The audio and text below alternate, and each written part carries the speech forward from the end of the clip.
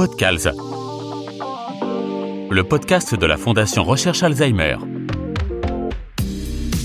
Bonjour à tous, nouvel épisode du Podcalz, le podcast de la Fondation Recherche Alzheimer. Et aujourd'hui, j'ai le très grand plaisir de recevoir le docteur Olivier Deladoucette, cofondateur de la Fondation. Bonjour Olivier. Bonjour. Olivier, nous allons parler aujourd'hui du burn-out des aidants. Alors c'est un thème qui fait un petit peu peur, mais avant de rentrer dans le vif du sujet, pouvez-vous s'il vous plaît vous présenter? J'ai dit que vous étiez le cofondateur de la Fondation, mais en quelques mots, qui êtes-vous Olivier, j'ai envie de vous dire? Alors, je suis clinicien, je suis psychiatre et gériatre et je soigne depuis maintenant pratiquement 40 ans des personnes atteintes de la maladie d'Alzheimer et notamment toute la symptomatologie psychiatrique comportementale qui touche à la fois les malades mais aussi leur entourage. Et c'est là où on en arrive au burn-out, l'entourage des aidants qui est très perturbé par ces prises en charge difficiles, douloureuses, et qui donc en souffrent souvent de manière permanente et considérable. Et alors, ce qui est intéressant, c'est qu'il y a à peu près une trentaine d'années, on parlait du burn-out des aidants à propos de la maladie d'Alzheimer, et donc pour désigner au fond ce processus, le burn-out, si on traduit littéralement ce que ça veut dire, c'est se consumer.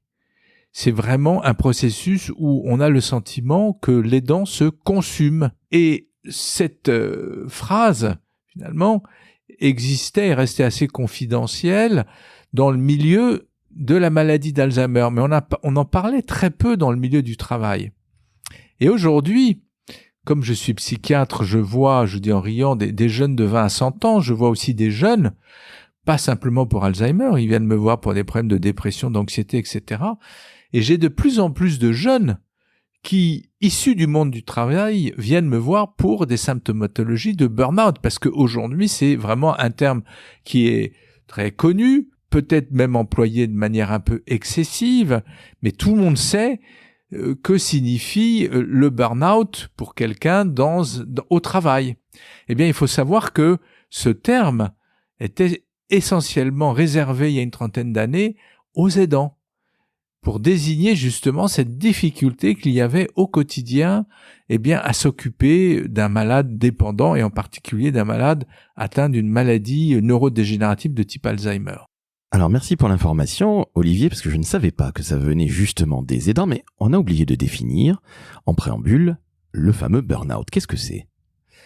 Alors le burn-out, c'est un processus qui amène la personne soumise à un stress intense à progressivement se déprimer. Quelque part, c'est une forme de dépression qui s'exprime surtout sur un mode de fatigue intense.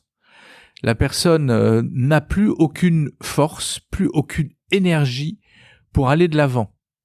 Et pourtant, il faut continuer parce que quand vous êtes au chevet d'un malade Alzheimer, c'est jour et nuit. Et quand vous n'avez pas d'aide, vous êtes obligé, de tenir.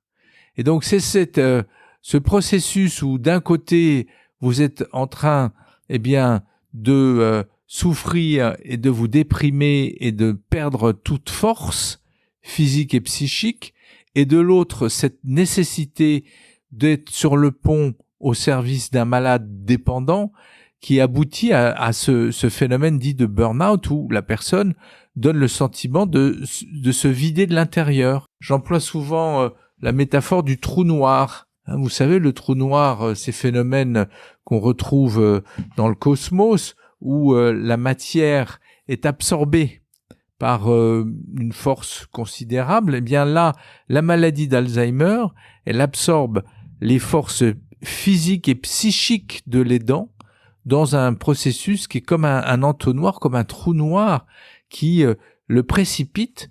Et il faut savoir que aujourd'hui, on estime qu'à peu près 50% des aidants décèdent avant le malade, surtout lorsqu'ils sont âgés, c'est en particulier les conjoints. Parce que justement, soumis à ces pressions, ces tensions très fortes, ils finissent par tomber malades et décéder avant le patient Alzheimer lui-même. J'ai même ouï dire que 50% des aidants ne savent pas eux-mêmes qu'ils sont aidants. C'est quelque chose qui me paraît absolument incroyable. Est-ce que vous pourriez donner, là encore, une définition de l'aidant ou de l'aidante, s'il vous plaît, Olivier? L'aidant, c'est celui de gré ou de force qui se met au service d'une personne dépendante. On est aidant par amour, on peut être aidant par devoir, on peut être un aidant professionnel, on peut être un aidant bénévole, mais l'aidant, comme son nom l'indique, c'est quelqu'un qui va aider une personne en perte d'autonomie. Et donc, on a fait un petit calcul en France à partir d'un sondage que nous avons commandé avec Notre Temps, où nous avons interrogé 10 000 personnes qui nous paraissaient être un échantillon représentatif de la population française, pour savoir combien est-ce qu'il y avait aujourd'hui de gens atteints de maladie d'Alzheimer et troubles apparentés, et combien est-ce qu'il y avait d'aidants. On est arrivé au chiffre d'1 300 000 malades, et pour les aidants, on a une estimation qui est de 5 millions.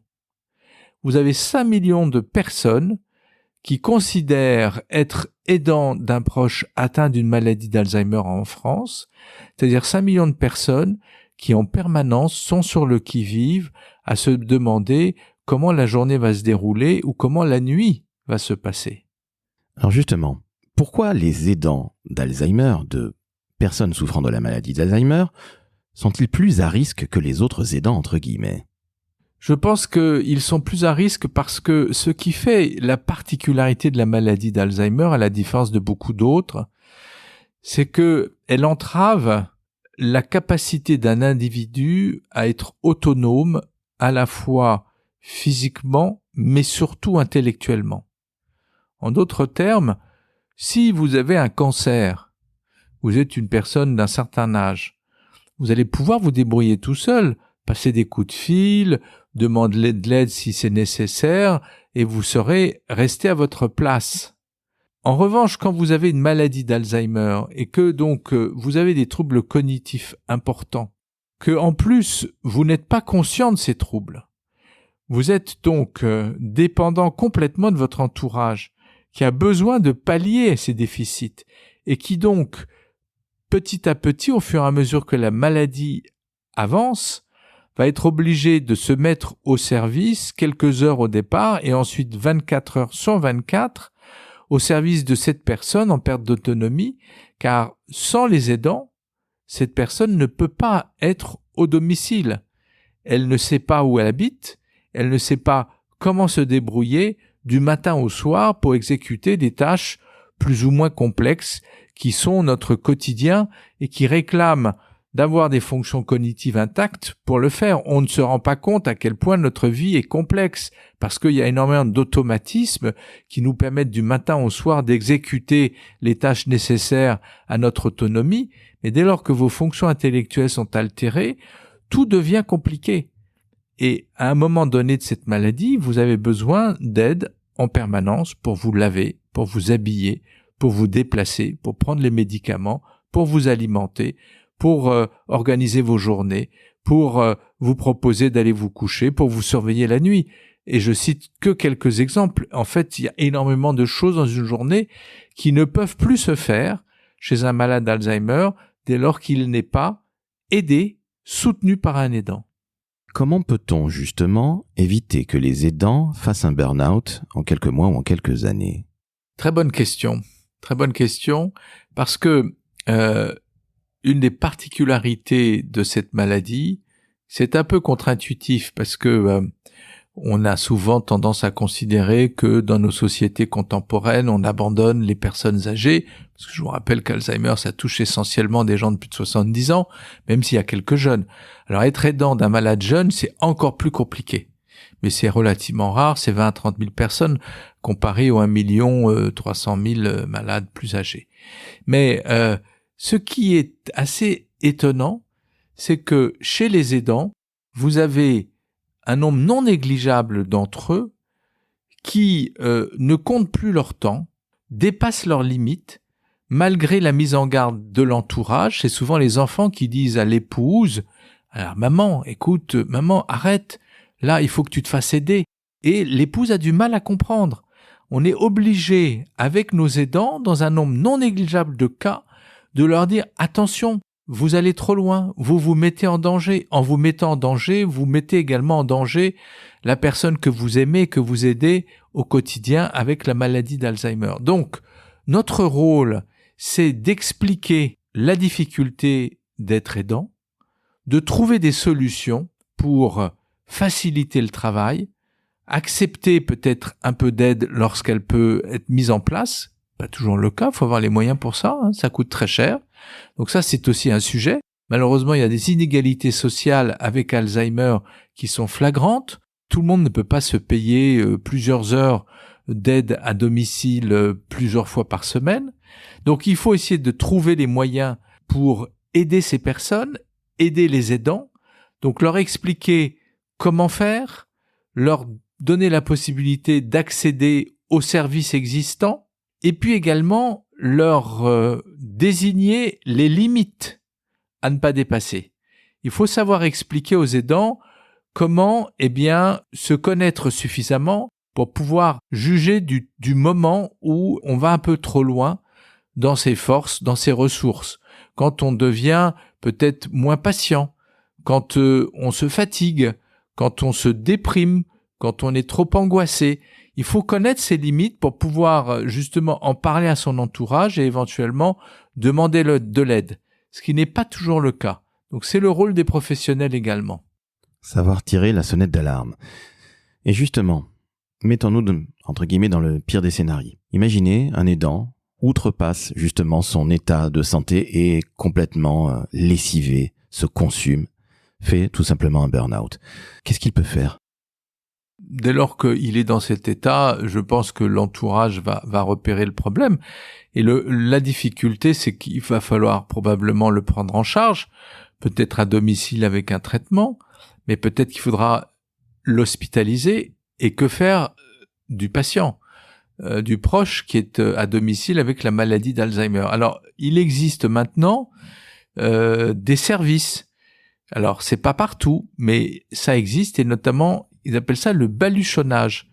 C'est quelque chose d'assez sympathique qui nous vient des Canadiens. Et le principe, c'est que on envoie à domicile une personne qui vient en substitut de l'aidant qui, lui, pendant ce temps-là, se repose ou se fait hospitaliser. Et donc, le patient n'est pas déraciné, le patient reste à domicile et c'est l'aidant qui est remplacé par un autre. Ça, c'est une solution.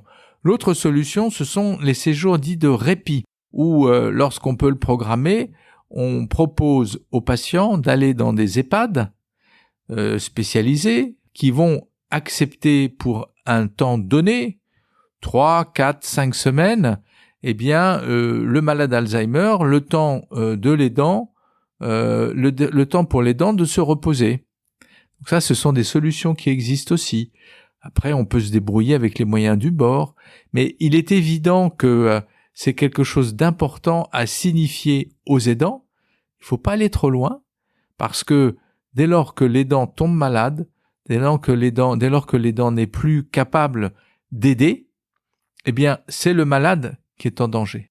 Ça devient une sorte de double peine au final. Absolument, absolument. L'aidant, au fond, est dépendant de la dépendance de son proche. Il faut le savoir, il faut pouvoir gérer ça. Et ça passe souvent par un peu d'écoute, un peu de dialogue avec les aidants. Vous avez des associations qui font ça assez bien. France Alzheimer, par exemple, organise sur tout le territoire des entretiens individuels ou en groupe où les aidants se retrouvent et échangent entre eux, et c'est souvent très bénéfique. Ça apporte énormément aux aidants. Olivier, j'ai une dernière question pour vous, et pas des moindres. Comment pouvoir casser cette culpabilité chez les aidants ? Mais déjà, en prendre conscience. Mais on voit effectivement s'installer souvent cette spirale où je me sens coupable, j'en fais trop, je me fatigue, je deviens un peu maltraitant, un peu irritable, je me rends compte que je ne suis plus à la hauteur de ce que j'aimerais être pour mon proche, je me sens coupable et c'est reparti pour un tour. Donc il faut savoir effectivement briser cet engrenage. Ça passe par une prise de conscience, ça passe par peut-être une petite mise à distance. Parfois, justement, quand les aidants sont totalement épuisés et un peu déprimés, on leur propose un traitement antidépresseur à des petites doses qui permet d'être moins fatigué, mais surtout, ce qui est très intéressant avec les antidépresseurs, c'est qu'ils permettent de prendre un peu de recul. Au lieu d'être le nez sur le guidon, en plein effort, avoir aucune perspective, aucune vision sur ce qu'on fait, là, on peut prendre un peu de recul et comprendre un peu mieux son fonctionnement et essayer donc de trouver des solutions pour se faire aider, accepter donc de déléguer, parce que parfois la culpabilité fait qu'on ne veut pas déléguer, on veut tout faire soi-même, etc. Il y a un autre aspect des choses qui est important, dont il faut parler aussi, c'est connaître ses limites et savoir aussi dire stop. Et dire stop avec un malade d'Alzheimer, c'est envisager peut-être l'institutionnalisation, c'est-à-dire l'admission dans une structure ad hoc. Tous les malades ne finiront pas leur vie dans une institution, à peu près 50%. D'accord ? Donc, c'est quand même beaucoup de monde. Et ce moment-là est un moment délicat. Comment je décide et où est-ce que je vais pour passer à l'acte ? Et ça entraîne beaucoup de culpabilité. Combien de familles me disent « Ah, mais moi, je peux pas, j'ai promis à ma mère, il y a 15 ans, que jamais je la mettrai dans un EHPAD. » Il faut jamais promettre ce genre de choses parce qu'on ne sait pas ce que l'avenir nous réserve. Il faut promettre de faire le mieux possible. Il faut promettre d'être le plus aimant possible. Mais à l'impossible, nul n'est tenu et parfois les EHPAD sont une meilleure solution que le maintien à domicile, qui peut, dans certains cas, être au fond très compliqué et finalement un espèce de huis clos assez mortifère et qui n'apporte pas grand-chose. Il vaut mieux envisager un EHPAD de qualité, car il en existe, contrairement à ce qu'on pourrait croire, où le patient va pouvoir s'épanouir et l'aidant sera beaucoup plus relax, détendu, heureux et viendra rendre visite dans de bonnes conditions à son proche. Donc, ce passage-là est aussi un passage important. Il faut que l'aidant puisse à un moment donné dire « stop, là je peux plus » et l'accepte sans trop de culpabilité. C'est important et il le fera avec de l'aide. Eh bien, merci à vous, Olivier, pour tous ces conseils. J'ai beaucoup d'amis qui sont aidants ou aidantes et beaucoup culpabilisent, ont envie d'être des surhommes ou des surfemmes et le burn-out pointe son nez très rapidement à l'horizon. Et merci pour tous ces conseils justement où vous leur dites arrêtez de culpabiliser, n'en faites pas trop, pensez aussi à vous. Ça n'est pas de l'égoïsme, c'est aussi quelque part s'en sortir et c'est encore mieux aider le patient ou la patiente qui souffre d'Alzheimer. Donc merci beaucoup Olivier de remettre entre guillemets l'église au milieu du village à cet effet parce que je crois que cette culpabilité tue. Il n'y a pas d'autre terme, hélas. Et chères auditrices, chers auditeurs, s'il vous plaît, soutenez la recherche pour que justement les aidants puissent, entre guillemets, un peu plus se reposer. Je rappelle que d'ici 2030, un quart de la population active sera aidante. 2030, c'est demain. Donc s'il vous plaît, pour éviter ces très mauvaises surprises dont parlait Olivier à l'instant même, s'il vous plaît, soutenez la recherche contre Alzheimer. Comment faire ? C'est extrêmement simple. Vous envoyez don, D-O-N, par SMS au 92 922. Ce sont 5 € qui vont à la recherche et justement, c'est grâce à vous que nous pourrons enfin mettre Alzheimer KO et faire en sorte que cette maladie ne soit plus qu'un très très très mauvais souvenir. Merci encore Olivier, c'était passionnant comme à l'habitude avec vous. Merci beaucoup et nous comptons sur vous. À très bientôt pour un nouvel épisode du podcast, le podcast de la Fondation Recherche Alzheimer.